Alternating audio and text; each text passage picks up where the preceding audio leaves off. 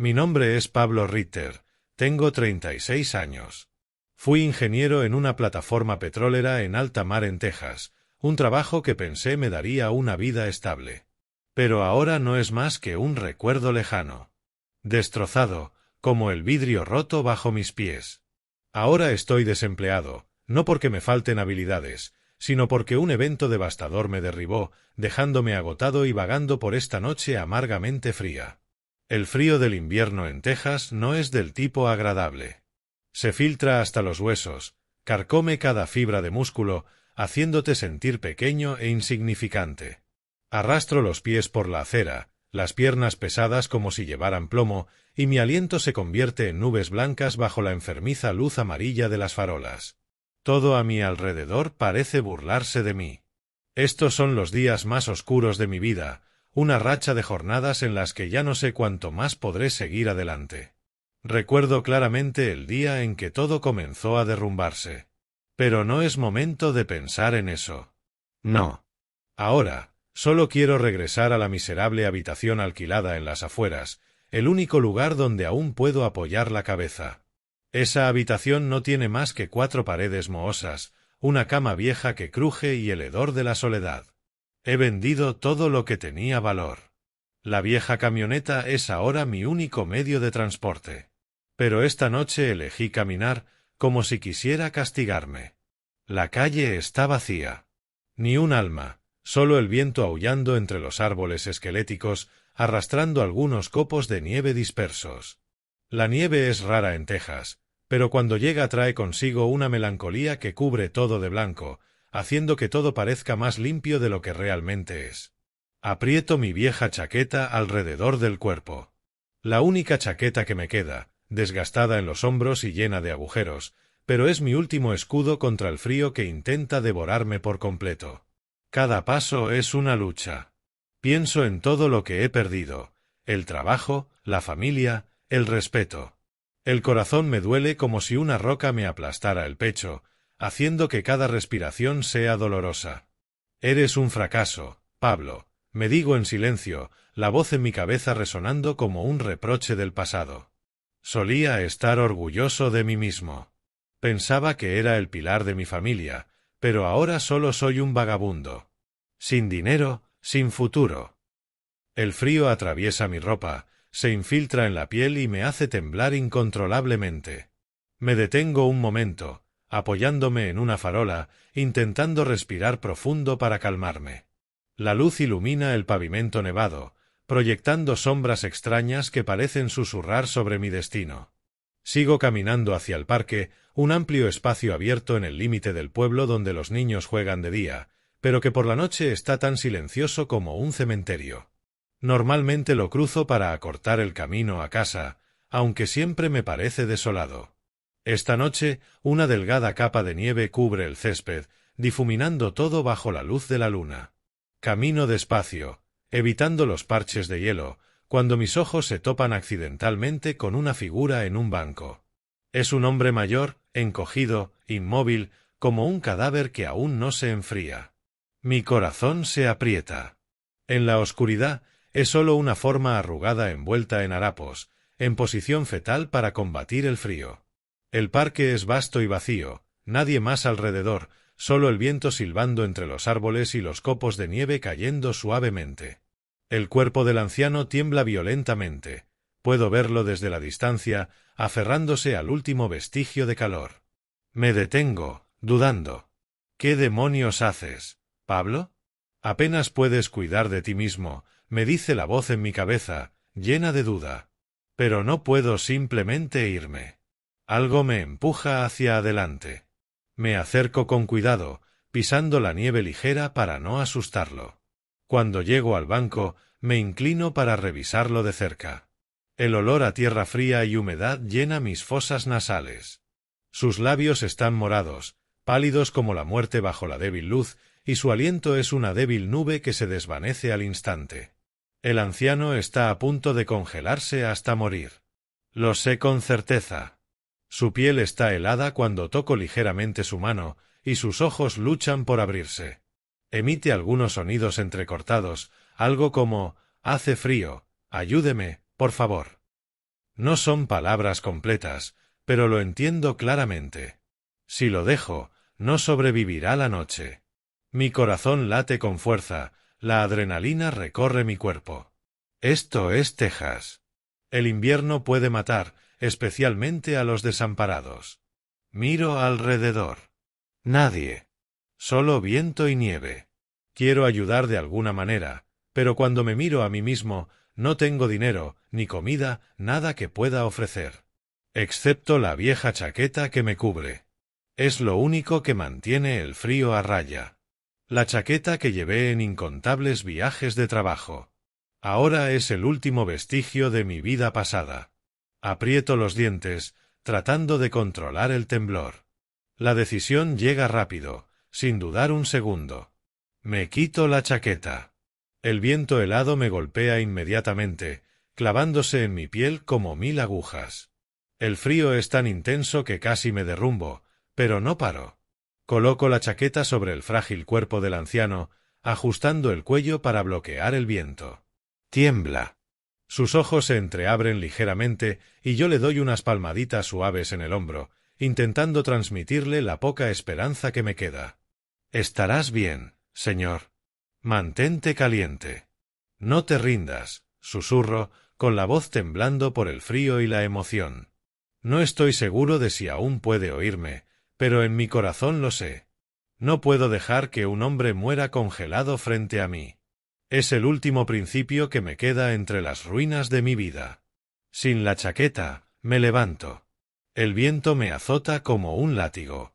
Mis hombros se encorvan, pero el corazón se siente un poco más ligero. Aunque mi propia vida se desmorona, al menos esta noche fui lo suficientemente decente para salvar a otro ser humano. Sigo caminando en la oscuridad. Cada paso es una tortura. El frío cala hasta los huesos, obligándome a abrazarme con fuerza. El parque se desvanece detrás de mí, y me pregunto si el anciano logrará sobrevivir la noche. Ese pensamiento acelera mi corazón, pero en lo más profundo siento un débil calor. Ese pequeño acto, en medio de esta noche helada, podría ser el único rayo de luz en mi propia oscuridad. Finalmente, llego arrastrando los pies a la habitación del motel deteriorado. La oxidada puerta de hierro chirría al abrirla, y el familiar olor a moho me golpea como un amargo saludo. Enciendo la luz. El neón parpadeante arroja un brillo amarillento sobre las 4 paredes manchadas, donde el moho negro se extiende como si fuera el verdadero dueño del lugar. Me desplomo sobre la cama vieja que cruje bajo mi cuerpo exhausto. Hace tanto frío. Me envuelvo en la delgada manta, pero el frío de la calle ya se ha infiltrado en mis huesos. Sentado en ese espacio oscuro y estrecho, no puedo contener las lágrimas al pensar en la vida que una vez tuve. ¿Cómo pudo cambiar todo tan rápido? Hace solo unos meses, era un hombre que lo tenía todo. Ahora, ¿qué soy? Un fracaso, vagando por la vida como una sombra. Solía tener una vida estable. Al menos eso creía. Mi trabajo como ingeniero en una plataforma petrolera en Texas pagaba lo suficiente para cuidar bien de mi familia. Aunque estaba semanas, a veces meses, fuera de casa, esos largos turnos en el mar, rodeado de océano infinito y el constante rugido de la maquinaria, me desgastaban. Pero lo soportaba porque sabía que alguien me esperaba en casa. Me sentía orgulloso de nuestra pequeña y acogedora casa en las afueras de Houston, un lugar de 2 pisos con un pequeño jardín que yo mismo cuidaba cada vez que regresaba. Mi esposa, Regina Ritter, de 33 años, trabajaba en relaciones públicas para una firma de publicidad. Era hermosa, con largo cabello castaño brillante y una sonrisa que siempre iluminaba cuando me veía llegar. Y mi hijo, Nasir Ritter, de solo 6 años, corría a abrazarme, con los ojos brillantes de alegría. Esos momentos eran los que me mantenían fuerte ante todo. Creía tener la familia perfecta, una vida envidiable. Pero ahora, sentado en esta habitación alquilada y apestosa, me doy cuenta de que todo había sido una ilusión. El pasado vuelve como un cuchillo girando en el pecho, doloroso, obligándome a sujetarlo con fuerza. Recuerdo claramente aquel día fatídico, el día en que todo colapsó en apenas unos minutos. Era un fin de semana por la tarde. Hubo un fallo técnico en la plataforma, una válvula de presión defectuosa, y todo el equipo tuvo que detenerse para repararla. Me dejaron ir a casa antes de lo previsto, y sentí una extraña emoción. Imaginé la cara de Regina al abrir la puerta sin avisar, cómo sonreiría, me abrazaría, y pasaríamos una cálida velada con Nasir. Conduje mi vieja camioneta a casa, el corazón latiendo como un adolescente enamorado. Incluso me detuve en el camino para comprar un ramo de rosas rojas, las favoritas de Regina, y un pequeño juguete para Nasir. Hoy va a ser perfecto, me dije sonriendo, solo en la cabina. Pero al llegar a la casa, algo estaba mal. La puerta principal estaba entreabierta, y sonidos de risas apresuradas venían desde dentro. Entré en silencio, queriendo sorprenderlos, pero la verdadera sorpresa me esperaba. La puerta del dormitorio estaba entreabierta, y a través del pequeño espacio, escuché respiraciones rápidas y el crujido rítmico de la cama. El corazón me dio un vuelco.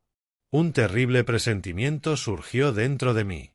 Me quedé paralizado en el marco de la puerta, el ramo temblando en mis manos, pero mis piernas avanzaron por sí solas, empujando la puerta. La escena frente a mí me convirtió en piedra. Regina, mi esposa, estaba envuelta con otro hombre, nadie menos que Case Arlo, de 45 años, CEO de Arlo Energy Group, la compañía para la que trabajaba. Rico, poderoso, su traje caro ahora desordenado en el suelo, con la misma expresión fría que siempre temí y respeté en la oficina. Regina estaba encima de él, desnuda, sudando, sus gemidos atravesándome como cuchillos. Me quedé unos segundos mientras mi mundo se desmoronaba. Luego, la sorpresa dio paso a la rabia explosiva. Arranqué a Case de la cama y grité: «¿Qué diablos haces con mi esposa?». El cuarto se llenó de caos. Los muebles volcaron, el ramo quedó aplastado bajo mis pies. Case se levantó con fuerza, usada a dar órdenes, y me empujó contra la pared. Mi cabeza golpeó la esquina de la mesita, un dolor punzante recorrió mi cuerpo, pero no me importó. Regina ni siquiera intentó explicarse y solo se cubrió con la sábana, protegiéndolo como si yo fuera un extraño, el enemigo que no tenía nada que ver con su vida. «Pablo, detente ahora mismo», gritó, su voz llena de ira, no de arrepentimiento. Me levanté, sangrando en la frente, y grité desesperado y furioso: «¿Por qué? ¿Por qué me hacen esto? Regina, eres mi esposa. Case, eres mi jefe. ¿Cómo pudieron?». El silencio duró solo unos segundos antes de que Case soltara una risa desdeñosa, fría y aguda, cortando directamente mi carne. Se levantó lentamente, se ajustó los pantalones con calma deliberada, los ojos brillando de triunfo, como si todo esto no fuera más que entretenimiento barato. Alzó una ceja y se burló: «Solo eres un simple empleado, Pablo. Sin dinero, sin estatus, sin valor alguno». El dolor era tan agudo que tuve que agarrarme de la silla para mantenerme de pie. Me quedé congelado en la sala del juzgado, incapaz de comprender cómo mi vida había caído tan bajo, como no me quedaba nada que perder. Regina sonreía con satisfacción. Case le palmeaba el hombro como si acabaran de cerrar un trato millonario. Y todo lo que podía hacer era mirar a Nir, mi pequeño hijo, sentado en la última fila, con los ojos rojos de tanto llorar. Mientras el mundo se derrumbaba a mi alrededor, él susurró: «Papá». Pero no podía acercarme a él por la orden del tribunal. Salí del juzgado completamente destrozado, con pasos pesados en el frío pasillo. Sentí que todo el mundo me había dado la espalda, dejándome hundirme solo en un abismo del que nadie me sacaría. La lluvia comenzó a caer afuera, gotas pesadas golpeando mi rostro como burlas. Vagaba sin rumbo bajo la tormenta, sin saber a dónde ir, solo consciente de que mi casa ya no era un hogar. Finalmente regresé una última vez para empacar silenciosamente las pocas cosas que me quedaban en la caja de mi vieja camioneta. Fotos de familia, un par de cambios de ropa, algunos juguetes de Nir, todo apretujado en cartones desgastados. Regina estaba en el umbral con los brazos cruzados, mirándome con un desprecio abierto, como si no pudiera esperar para librarse de mí. «Date prisa, Pablo. No quiero verte ni un segundo más», dijo con voz helada. Nir sollozaba, corriendo a abrazar mis piernas, llorando. «Papá, no te vayas. No me dejes». Sus gritos me arrancaban el aire de los pulmones, como si alguien apretara mi corazón con un puño. Me arrodillé, lo abracé una última vez y susurré. «Iré a visitarte. Te lo prometo». Pero en el fondo sabía que todo ya estaba perdido, sin hogar, sin esposa, sin hijo. El único lugar al que podía pensar en ir eran mis padres, Carson Ritter y Fátima Ritter.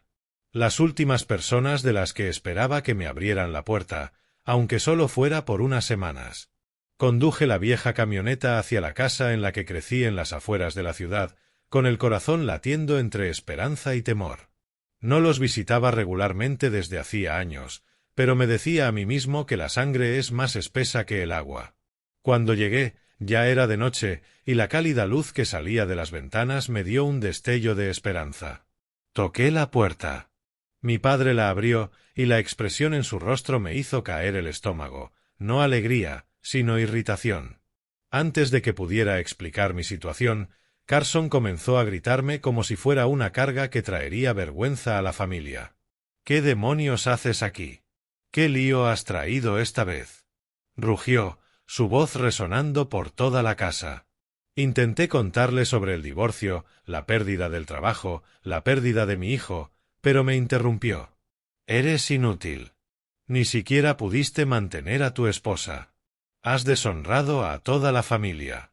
Tu divorcio es la comidilla de la ciudad. Parientes y vecinos se ríen de mí». Sus palabras cortaban como cuchillos, dejándome sin respuesta. Mi madre, Fátima, no fue mejor. Salió de la cocina y comenzó a reprocharme, acusándome de cada fracaso. «Siempre has sido débil, sin carácter. Por eso tu vida cayó en este pozo. Incluso de niño eras así. Nunca lograste nada», escupió, con los ojos llenos de ira. «Ni una pizca de compasión. Se pusieron juntos a condenarme. Ni una pregunta de preocupación, solo acusaciones, como si yo fuera la mayor vergüenza que habían tenido». Mi corazón se rompió de nuevo. Había esperado un ápice de consuelo, pero no hubo ninguno. Cuando rogué quedarme solo unos días para recuperarme, intercambiaron miradas molestas y me rechazaron con frialdad. «No queremos enredarnos más en tu desastre. Arréglatela solo». La confrontación terminó con ellos echándome, lanzándome un par de palabras venenosas finales. «Nunca regreses. Solo traes desgracia a esta familia». Salí afuera, con los oídos zumbando por el shock, sintiéndome más bajo que un extraño. Sentado en la vieja camioneta, las lágrimas comenzaron a caer sin aviso, la garganta apretada mientras los recuerdos de infancia me invadían como una película antigua que se reproduce al revés. Recordé que incluso de niño, mis padres siempre me menospreciaban. Cada pequeño error se convertía en un fracaso enorme, haciéndome sentir una carga constante. En las reuniones familiares siempre me comparaban con mis primos, los que sacaban calificaciones perfectas y recibían elogios interminables. Yo era el tímido, el lento, y solo podía bajar la cabeza con vergüenza ardiente. A pesar de los regaños y el desprecio, siempre intenté cumplir con mi deber, despertando temprano para ayudar en las tareas, estudiando con esfuerzo aunque no fuera un genio. Más tarde, ya adulto, enviaba dinero a casa para honrarlos. Sin embargo, nunca recibí una sola palabra de elogio ni una mirada de orgullo, solo críticas. Esos recuerdos me hicieron darme cuenta de que había sido rechazado por mi propia familia hace mucho tiempo. Hoy simplemente lo dijeron en voz alta, dejándome completamente solo en la oscuridad, sin un lugar al que llamar hogar. Conduje sin rumbo, las lágrimas nublando el camino, el corazón latiendo con dolor y rabia. ¿Era finalmente el fondo? Me detuve al costado de la carretera, mirando la oscuridad infinita, preguntándome cuánto tiempo más podría seguir. Pero entonces apareció la cara de Nir en mi mente, y supe que debía levantarme de nuevo. Limpié mis lágrimas, arranqué el motor y conduje hacia las afueras de Houston, donde moteles baratos brotan como hongos después de la lluvia. Esa noche encontré un complejo deteriorado con un letrero de neón parpadeante y medio muerto. Renté una habitación húmeda y desnuda, solo con una cama que crujía, una mesa de madera podrida y espacio suficiente para sobrevivir día a día. Me acosté, completamente agotado, pero el sueño no llegaba fácil. El rugido de los camiones en la cercana autopista resonaba como un recordatorio constante. Mi vida era ahora un ciclo interminable de soledad. Durante esos primeros días, viviendo solo en ese espacio sofocante, intenté recomponerme, diciéndome que debía empezar de nuevo, aunque todo se hubiera derrumbado. Cada mañana, al mirarme al espejo, veía un rostro demacrado con ojeras y me obligaba a decir: «Vamos, Pablo. Tienes experiencia. Tienes un título. Todo saldrá bien». Me sentaba en la desvencijada mesa de madera, abría mi vieja laptop, lo último valioso que no había vendido, y reescribía mi currículum. Destacaba mi excelente título de Ingeniería de la Universidad de Texas y mis años de experiencia en plataformas offshore, reparando maquinaria en aguas profundas y liderando equipos en medio de tormentas. Envié solicitudes a decenas de empresas en Houston, desde gigantes del petróleo hasta pequeños talleres.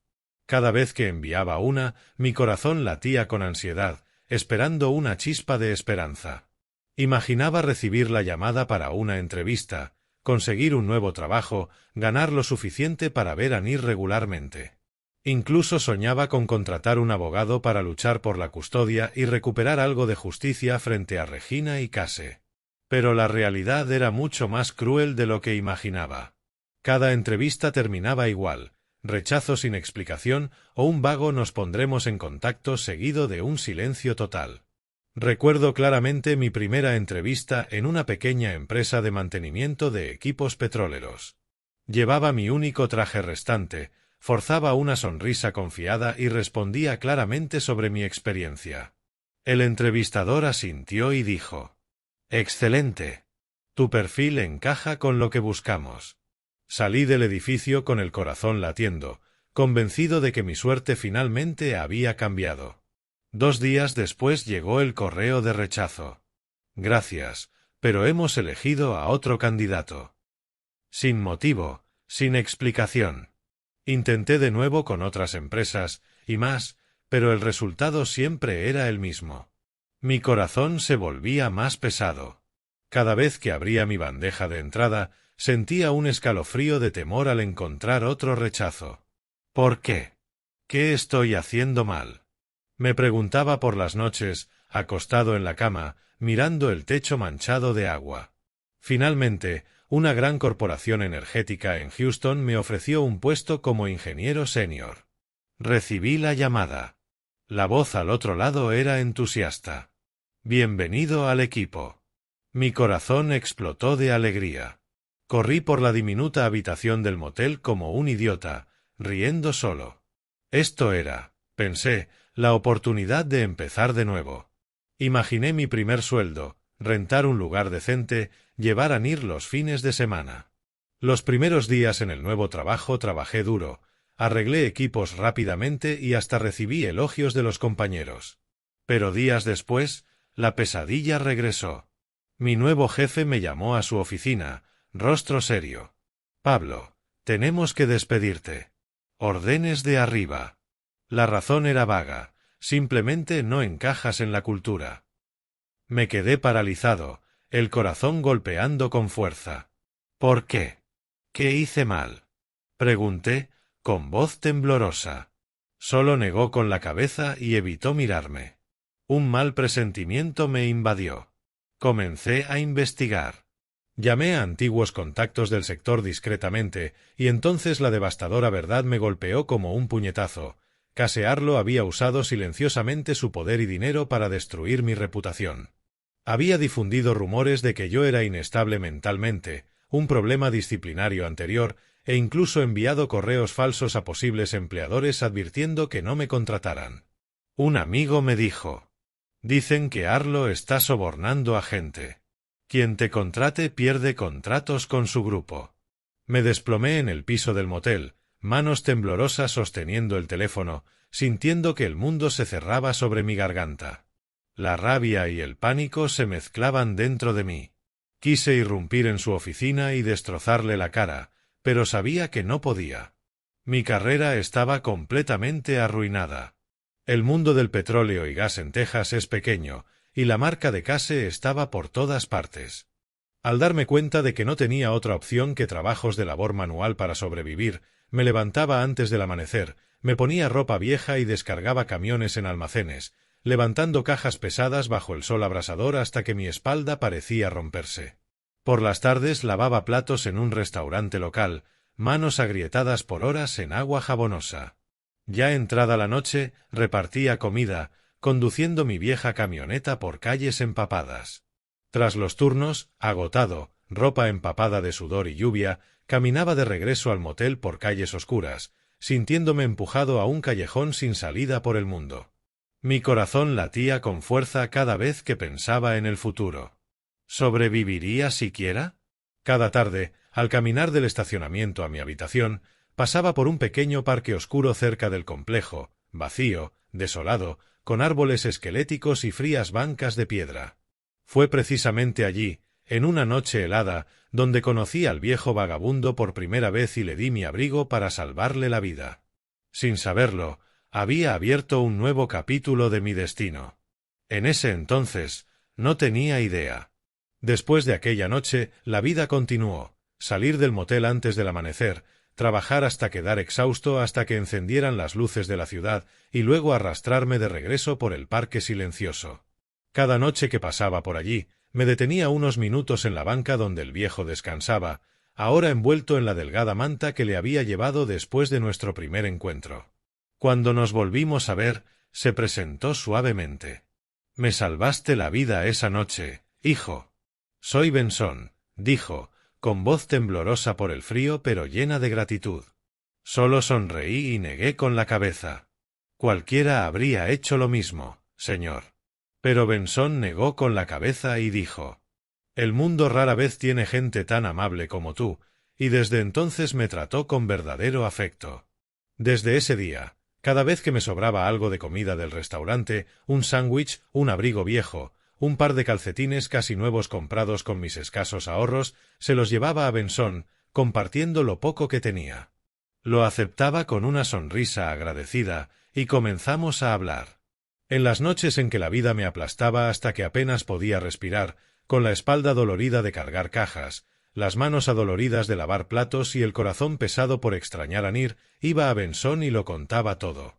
Le hablé de mi infancia humillada, de mi matrimonio destruido por Regina y Case, de mi carrera arruinada, de los días de soledad que nadie entendía.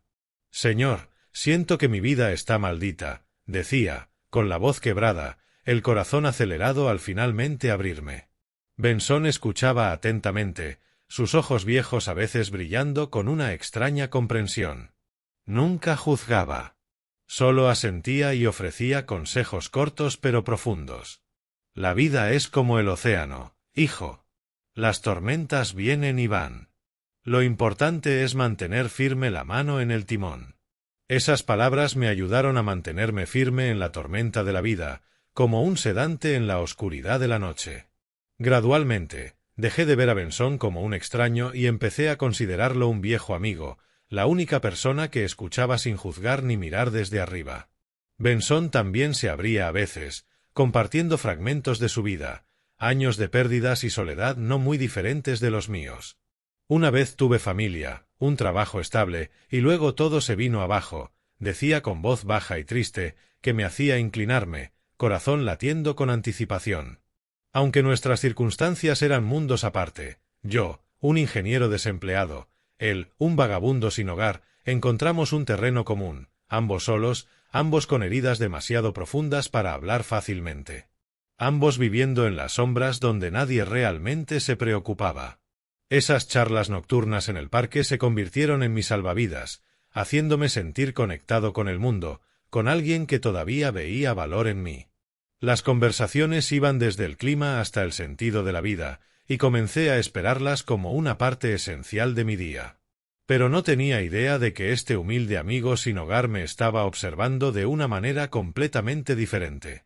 Sus ojos a veces brillaban con una inteligencia aguda, como evaluándome.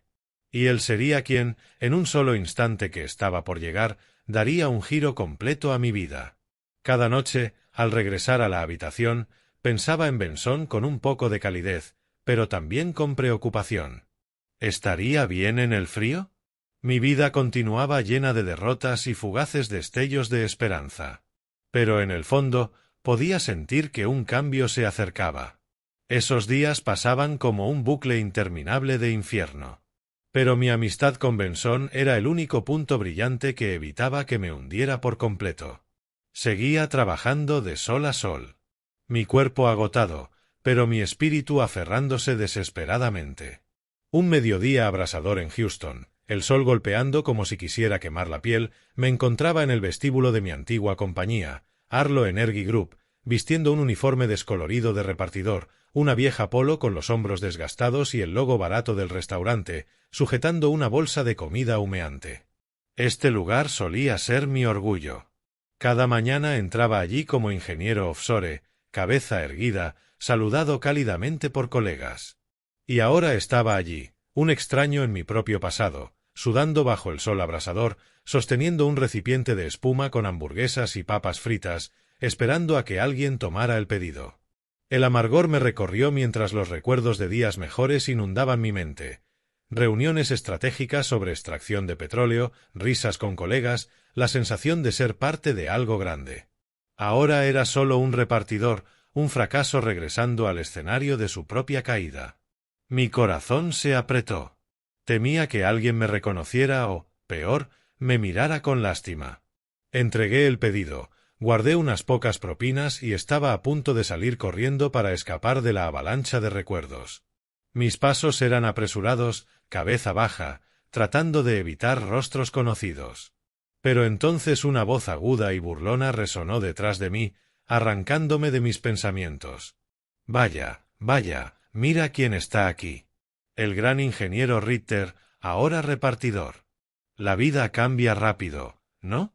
Esa voz era tan familiar que sentí como si me apretara el corazón hasta detenerlo. La sangre me subió al rostro. Me quedé paralizado, los dedos apretando la correa de mi bolsa, luchando contra el temblor en mis manos. Alguien se rió. El aire se volvió pesado de repente. Me giré lentamente, corazón latiendo como tambores de guerra. Se detuvo justo frente a nosotros, su mirada helada fijada en Case, y luego levantó la mano y le propinó una bofetada atronadora en la cara a su hijo frente a cientos de ojos que lo observaban. El chasquido resonó por todo el hall, silenciándolo por completo. Case tambaleó, llevándose la mano a la mejilla enrojecida, con el rostro lleno de dolor y humillación. Regina quedó paralizada, la boca abierta en shock. Y yo solo permanecí allí, con el corazón latiendo desbocado, dándome cuenta de que mi vida estaba a punto de dar un giro que nadie, ni siquiera yo, habría podido prever. El lobby permaneció en un silencio absoluto. Ni un estornudo, ni siquiera un suspiro. Cientos de ojos abiertos como platos, como si acabaran de presenciar el sol salir por el oeste. Su CEO, el hombre más poderoso del edificio, cuya sola mirada podía silenciar un piso entero, acababa de recibir una bofetada en pleno día por un anciano de cabello plateado. Me quedé paralizado como estatua, con la mente dando vueltas, incapaz de reconciliar las dos imágenes, el anciano tembloroso en un banco del parque aquella helada noche de invierno, y el hombre ahora ante mí, con un traje negro brillante, irradiando la presencia abrumadora de un rey reclamando su trono. Mi corazón latía tan fuerte que me zumbaban los oídos. Apenas me atrevía a respirar, aterrorizado de que todo fuera un sueño y que despertara aún sosteniendo una bolsa de comida grasienta en medio de burlas. Case fue el primero en romper el silencio. Tartamudeó, con la voz temblorosa, despojada de toda autoridad. «Papá, ¿cuándo regresaste? ¿Por qué? ¿Por qué haces esto frente a los empleados?»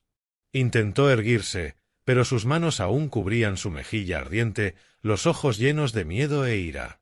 Regina había palidecido, labios temblorosos, aferrándose inconscientemente al brazo de Case como si pudiera desvanecerse. Yo miré a Benson, esperando alguna explicación. Cualquier explicación, pero él no respondió de inmediato.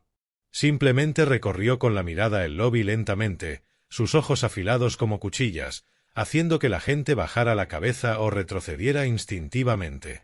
Luego Benson me señaló directamente, la mano temblando ligeramente por la emoción contenida. Su voz resonó profunda y grave, cada palabra tallada en el aire. Pablo Ritter. Este es el hombre más decente que he conocido. Me salvó la vida en la noche más fría que recuerdo, cuando no tenía un centavo ni un alma a mi lado.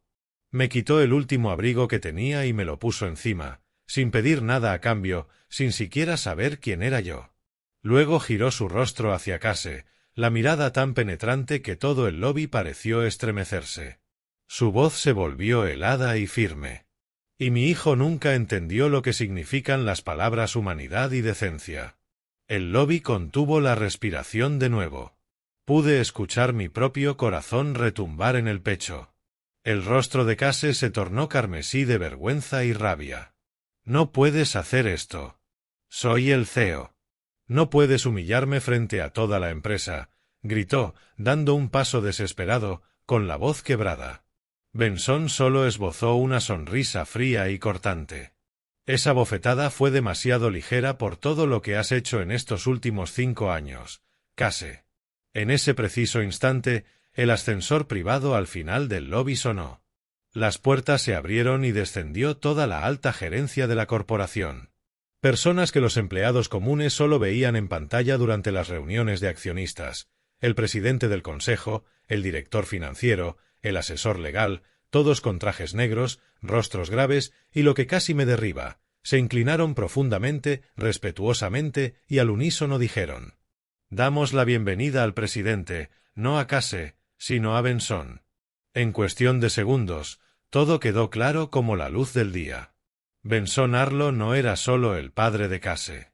Era el fundador, el presidente supremo, el multimillonario recluido detrás de todo el grupo Arlo Energy. El hombre que había convertido una pequeña empresa en un imperio energético de miles de millones de dólares. El que la prensa llamaba el monstruo silencioso de Texas. El hombre que nadie había visto en público durante 5 años porque se había retirado de la alta sociedad y había desaparecido. Y ese hombre había vivido como un vagabundo en un banco del parque mientras yo le daba el último abrigo que tenía. Me quedé sin palabras, con las piernas débiles, agarrándome de un pilar cercano para no caer. El viejo amigo con quien compartía sobras de sándwiches, a quien le contaba mi corazón roto por perder a mi hijo, mi esposa, todo, era el multimillonario que sostenía un imperio en sus manos. Benson me hizo un gesto para que lo siguiera hacia el ascensor privado del presidente. Detrás de nosotros, los ojos de Case ardían de furia impotente y el rostro de Regina estaba pálido como la muerte. Al verlos paralizados en el lobby, supe que todo se les había escapado completamente de las manos. Y por primera vez, yo ya no era el indefenso en esta historia. Alzó una mano. 2 guardaespaldas despejaron el camino de inmediato. Caminé detrás de él, con la cabeza aún dando vueltas, los oídos zumbando por la explosión de susurros detrás de nosotros. Case gritó algo, pero el ruido lo tragó por completo. Regina estaba pálida, temblando, mirándome con puro pánico, como si acabara de darse cuenta de que había apostado al lado equivocado. El ascensor subió silencioso hasta el último piso. El único sonido era el golpeteo frenético de mi corazón en el pecho. Miré a Benson. Estaba perfectamente erguido, manos cruzadas frente a él, rostro calmado, como si hubiera dado un paseo tranquilo por el parque en lugar de haber volteado un imperio entero. 1 millar de preguntas ardían en mi garganta, pero apenas pude susurrar. «Tú, realmente eres el presidente Arlo». Benson asintió levemente, con los ojos cálidos.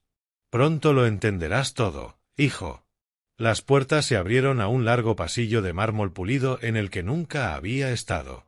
2 guardaespaldas se situaron a cada lado y se inclinaron al pasar. Puertas enormes de nogal se abrieron y entré a la oficina del presidente. Un espacio tan vasto que casi me tambaleo. Una pared de cristal de piso a techo mostraba el resplandor de Houston bajo el sol de la tarde. Frente a mí, un escritorio de ébano. Detrás colgaba una pintura abstracta de un valor incalculable. Me quedé allí, incómodo, aún con mi uniforme de repartidor sucio, sujetando el contenedor de comida ahora frío. Benson sonrió levemente y me indicó que me sentara en el sofá de cuero. Me senté, manos temblando sobre las rodillas. Benson rodeó el escritorio, pero no ocupó la silla del presidente. Se quedó mirando la ciudad y comenzó a hablar lentamente, deliberadamente, cada palabra cayendo como piedra. Hace 5 años, le dije al mundo que me retiraba para viajar y descansar después de décadas construyendo Arlo Energy. La prensa se volvió loca. El precio de las acciones incluso subió porque la gente pensó que finalmente entregaría el mando a la próxima generación. Di control total a Case, mi único hijo. Pero eso no era retiro, Pablo. Era la última prueba que le puse. Quería ver qué haría con la empresa que construí desde cero una vez que yo ya no estuviera detrás. Meses después, regresé silenciosamente a Estados Unidos. Solo 5 personas, mis más leales, lo sabían. Formaron un equipo de supervisión secreto que operaba 24 horas, monitoreando cada transacción, cada reunión, cada correo. Y yo mismo me disfracé de anciano sin hogar, viviendo en parques, estaciones y bajo puentes, para ver con mis propios ojos cómo mi hijo trataba a los empleados y, lo más importante, cómo el mundo real valoraba el imperio que había creado. Los resultados me horrorizaron. Case dirigía la empresa con codicia despiadada, manipulaba los libros, explotaba a los trabajadores, recortaba beneficios, llevaba divisiones al borde de la quiebra solo para llenar sus bolsillos.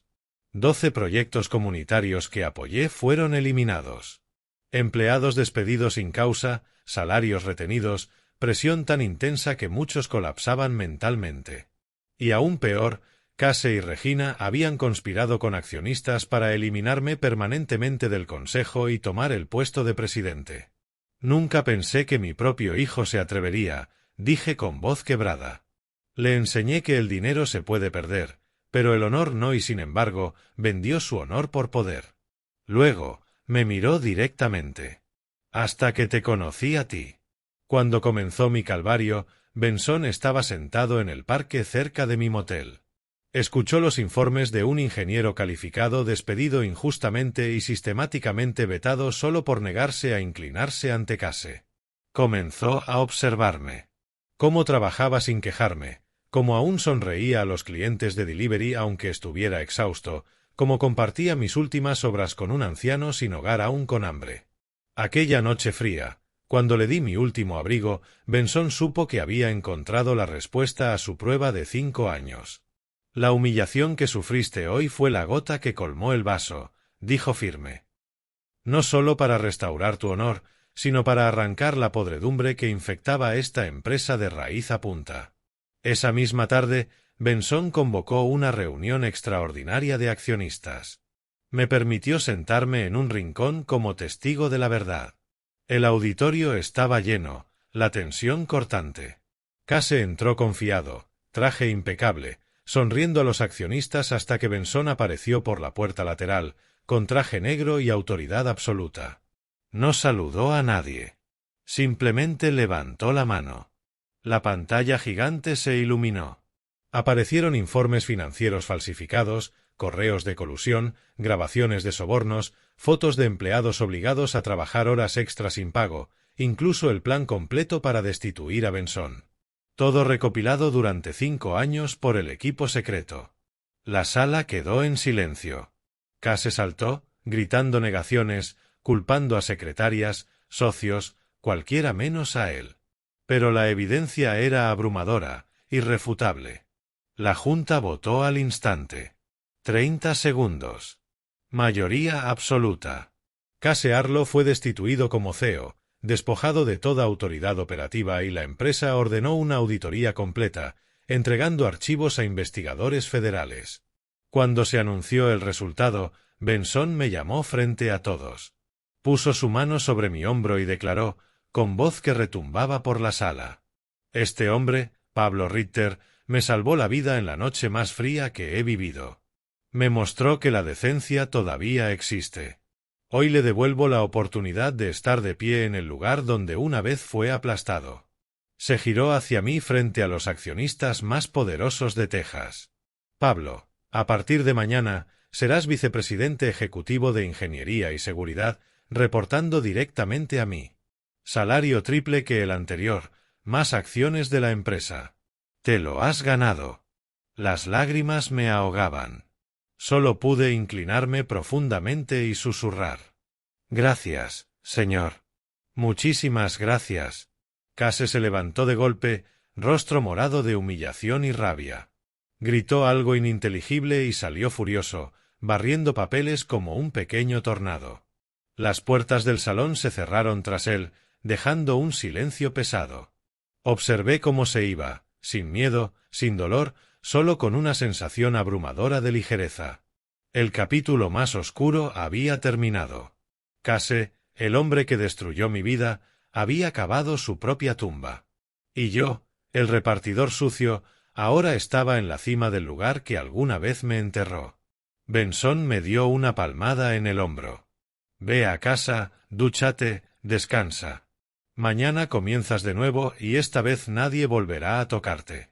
Asentí, con lágrimas cayendo en silencio. No de tristeza, sino porque después de tanto sufrimiento, la justicia había llegado. No mediante violencia ni dinero, sino a través de la simple bondad que nunca perdí. Caminé fuera de la sala de reuniones con la cabeza en alto. El largo pasillo quedó en silencio y se inclinó al pasar. Ya no era el fracasado. Era Pablo Ritter, sobreviviente del infierno. Y ahora, por designio del destino, de regreso al lugar al que realmente pertenecía. La noticia de la destitución de Case se propagó como fuego. En horas, todo el grupo Arlo Energy lo sabía. Mensajes internos, chats grupales, correos, luego la prensa, luego redes sociales. Esa misma noche, escándalo tras escándalo, cientos de millones desviados, subsidiarias llevadas a la quiebra para beneficio personal, empleados explotados, evasión de impuestos. Los grandes accionistas exigieron investigación completa. En días, la reputación de Case Arlo quedó destruida. De príncipe del petróleo en Texas a fraude del siglo. Prohibido salir del país, cuentas congeladas, abogados luchando por reducir sentencias. Escuché las noticias y solo suspiré largo y silencioso. El hombre que una vez fue mi pesadilla ahora era solo un fantasma devorándose a sí mismo. El día que Casease dejó la empresa nunca lo olvidaré. Caminó por el lobby del piso principal con su traje negro. Cientos de empleados que antes temblaban ante su mirada ahora permanecían inmóviles. Sin saludos, sin contacto visual. Ese silencio frío era más aterrador que cualquier grito. Case bajó la cabeza, salió apresurado, subió a su Bentley y desapareció bajo la lluvia torrencial de Houston. Observé desde una ventana alta. Sin sonrisa, sin regodeo, solo una repentina ligereza en el pecho. Más tarde, Benson me dijo: «No hice esto solo por ti, Pablo. 5 años de observación me mostraron que ese chico ya no es mi hijo. Traicionó a su familia y todo lo que construí. Tú simplemente fuiste la última gota que hizo desbordar el vaso». Lo entendí y agradecí que eligiera la justicia sobre la sangre. Así comenzó un capítulo completamente nuevo. Mi primer día como vicepresidente ejecutivo de Ingeniería y Seguridad, vestí el traje nuevo que Benson me dio y entré al edificio sintiendo por primera vez que respiraba con mis propios pulmones. Los empleados se inclinaban con respeto genuino. No más miradas de lástima, no más susurros a mis espaldas. Tenía mi propia oficina con vista a la ciudad, un salario triple, acciones de la empresa y, lo más importante, la oportunidad de demostrar que pertenecía allí. Trabajé como poseído, renové protocolos de seguridad en las plataformas, reduje accidentes laborales casi a 0 en 6 meses. Benson a menudo me daba palmadas en el hombro. «Lo haces mejor de lo que yo jamás lo hice, hijo». Me mudé del miserable motel la semana siguiente. Un apartamento de 2 habitaciones cerca del centro, con un pequeño balcón lleno de plantas y un cuarto solo para Nir, paredes cubiertas de pósters de superhéroes. La primera vez que entré, me quedé en el salón vacío y lloré en silencio. Esto era un hogar, un verdadero hogar. Con mi nuevo cargo, contraté de inmediato a uno de los mejores abogados de divorcios de Houston, del tipo que trabaja para multimillonarios del petróleo. Reabrimos el caso de divorcio con pruebas irrefutables, correos, mensajes, grabaciones que demostraban que Case había manipulado los procedimientos originales, sobornado testigos y falsificado documentos. Regina entró en pánico al ser notificada. Para entonces, Case ya la había cortado completamente, sin llamadas, sin dinero, sin explicación. Perdió su empleo. Su antigua agencia de relaciones públicas la abandonó en cuanto estalló el escándalo. Amigos desaparecieron. Familia se alejó. Estaba completamente sola. El segundo juicio duró apenas 3 semanas. Regina se presentó delgada y agotada, ya no la mujer glamurosa con maquillaje perfecto, ojos rojos por el llanto. La evidencia fue abrumadora: adulterio, manipulación de registros, inestabilidad financiera, incapaz de criar a un hijo. El juez leyó la sentencia claramente. Custodia completa de Nira Pablo. Regina deberá pagar manutención mensual y solo se permitirán visitas supervisadas. Cuando cayó el martillo, Regina se derrumbó, sollozando en la corte, su rostro colapsando. Pero yo permanecí en silencio. No sentí compasión. Ella había elegido este camino hace mucho. Hoy simplemente era el final que había escrito para sí misma. El día que Nir se mudó conmigo fue el mejor de mi vida. Estaba en la puerta, con el corazón latiendo mientras llegaba el coche del trabajador social. Nir salió con su pequeña mochila de Superman, ojos abiertos mirando alrededor. Al verme, corrió y me abrazó fuerte. «Papá, ¿de verdad me llevas a casa?» Me arrodillé, lo abracé tan fuerte que apenas podía respirar, lágrimas cayendo sobre su cabello. «Sí, hijo. De ahora en adelante, nunca más estaremos separados». Nos quedamos en la sala abrazados y llorando hasta que ambos reímos entre las lágrimas. Hice los tacos que le encantaban.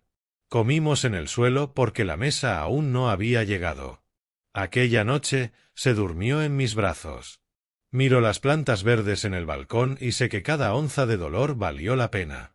Lo perdí todo una vez y luego recuperé mucho más. No dinero, no títulos, sino la certeza de que mientras nunca pierdas tu esencia, por muy profundo que caigas, siempre puedes levantarte de nuevo. El tiempo pasó en un abrir y cerrar de ojos, y mi vida finalmente se asentó en un ritmo constante y sólido, más fuerte que nunca. Mi nuevo rol como vicepresidente ejecutivo iba tan bien que a veces tenía que pellizcarme para asegurarme de que no estaba soñando. Mis colegas me respetaban, no por el título ni por ser el hombre del presidente, sino porque las ideas que aportaba realmente hacían la diferencia. Reorganicé los sistemas de seguridad en las plataformas. La racha de 0 accidentes de la empresa alcanzó niveles récord y seguía subiendo. El equipo de ingeniería empezó a llamarme el héroe silencioso. Benson me trataba como un verdadero confidente, a menudo invitándome a su oficina privada para hablar de estrategias. «Tienes la perspectiva de alguien que ha pasado por verdaderas dificultades, Pablo», decía, con voz baja pero cálida. «Eso es exactamente lo que necesito para mantener a la compañía en el camino correcto». Esas conversaciones aceleraban mi corazón. No de miedo, sino porque, por primera vez, me sentía verdaderamente confiado y parte de la construcción de algo grande. Algo que solo había soñado desde lejos. Nuestro pequeño departamento de 2 habitaciones se convirtió en un verdadero hogar. Cada rincón se llenaba de risas y calidez. Las mañanas eran un caos en el mejor sentido. Nir parloteando mientras se preparaba para la escuela, corriendo por la cocina mientras preparaba café y tostadas. «Papá, hoy tenemos clase de arte. Te voy a dibujar como un superhéroe», gritaba, con los ojos brillando, haciéndome reír hasta que las lágrimas caían. Por las noches, entraba corriendo en la sala, agitando un dibujo o un examen de matemáticas. «Mira, papá, saqué una A». Nos sentábamos en el sofá, cenábamos juntos, hablábamos de nuestro día, y yo sentía una felicidad simple que nunca había conocido. Esos momentos aún aceleran mi corazón, temeroso de que sean frágiles. Pero he aprendido a atesorarlos como verdaderos tesoros. Los fines de semana libres llevaba a Nir al parque donde conocí a Benson. El lugar que había sido testigo de mi desesperación más profunda, donde una vez caminaba sin abrigo en noches heladas, sin esperanza. Ahora era donde padre e hijo reían a carcajadas sobre los mismos bancos de piedra. Volábamos cometas, pateábamos un balón de fútbol o simplemente nos sentábamos a comer helado, viendo caer las hojas. Esas visitas reviven recuerdos, pero ya no duelen. Me recuerdan que de las cenizas crece una nueva vida. Las viejas heridas aún permanecen, como cicatrices tenues en la piel de mi memoria. A veces todavía despierto sudando frío, soñando con la mueca de Regina, casi empujándome contra la pared o mis padres cerrando la puerta en mi cara. Pero he aprendido a verlos como parte de mi camino, no como cadenas que me detienen. Me enseñaron fuerza, me mostraron quién realmente importa. Ya no los dejo controlarme. En cambio, los uso para recordarme. Crucé el infierno y salí al otro lado, así que ahora todo es posible. Benson aparece de vez en cuando, no como presidente de un imperio de miles de millones, sino como un viejo amigo que una vez recibió calor de un abrigo de un hombre quebrado que aún conservaba bondad. Llega al final de la tarde con una botella de vino añejo y nos sentamos en el balcón a hablar. ¿Recuerdas aquella noche, Pablo? Dice. Me quitaste tu abrigo mientras tú mismo temblabas de frío. Sonríe, ojos brillando. Asiento, corazón acelerado por el recuerdo. Solo hice lo correcto, señor. Esas visitas están llenas de emoción, haciéndome maravillar de nuestro extraño viaje, desde un banco del parque hasta la oficina de un multimillonario. Benson siempre dice: nunca olvides quién eras. Esa es tu fortaleza. Al mirar hacia atrás desde el abismo, me di cuenta de que lo que cambió mi vida no fue la fuerza física, ni el dinero, ni el poder. Fue la decisión de no amargarme. Incluso cuando la vida me empujó al límite de la oscuridad en aquellas noches heladas, en esos días de trabajo agotador, en esos momentos de desesperación en los que quería rendirme, elegí la bondad. Y esa elección abrió una puerta que nunca imaginé. He aprendido que, a veces, un pequeño acto de decencia puede abrir un camino que jamás esperaste. Ese viejo abrigo era solo una prenda desgastada, pero salvó la vida de Benson. Y a través de él, salvó la mía. A menudo le digo a Nir para que lo entienda. Hijo, nunca esperes para hacer el bien. Hazlo en el momento que puedas, porque la vida tiene una extraña manera de recompensarlo. He aprendido la lección de la resiliencia. Algunas cosas se pueden perder, robar o traicionar, empleos, familia, amigos. Pero el carácter es lo único que nadie puede quitarte, a menos que tú lo permitas. Casi lo dejé ir, tendido en ese húmedo cuarto de motel, pensando que no me quedaba nada. Pero no fue así. Mantener mi carácter me levantó. Ahora entiendo que perdonar no es para quien te hizo daño, sino para que tú puedas avanzar sin cargar el peso del odio. El odio solo te mantiene atrapado en un pasado quemado, viviendo eternamente en la oscuridad. He perdonado a Regina, a Case, a mis padres, no porque lo merecieran, sino porque yo merezco ser libre. Cuando pienso en ellos ahora, no hay ira, solo paz. Mi consejo para mí mismo y para cualquiera que haya sido roto como yo: a veces la vida te arroja al fondo no para destruirte, sino para obligarte a ver quién está realmente de tu lado y aprender a levantarte con la fuerza que llevas dentro. Lo vi con claridad. Regina eligió dinero. Case eligió poder. Mis padres eligieron falso orgullo. Solo Benson, un desconocido, estuvo a mi lado por bondad. Y me levanté, no por nadie más, sino porque me negué a rendirme. Creo que la vida no mide a una persona por lo que tiene en la cima, sino por cómo se levanta desde el fondo con dignidad, integridad y compasión, incluso hacia los desconocidos. Una vez tuve un trabajo estable y una familia feliz. Pero ese no era el verdadero yo.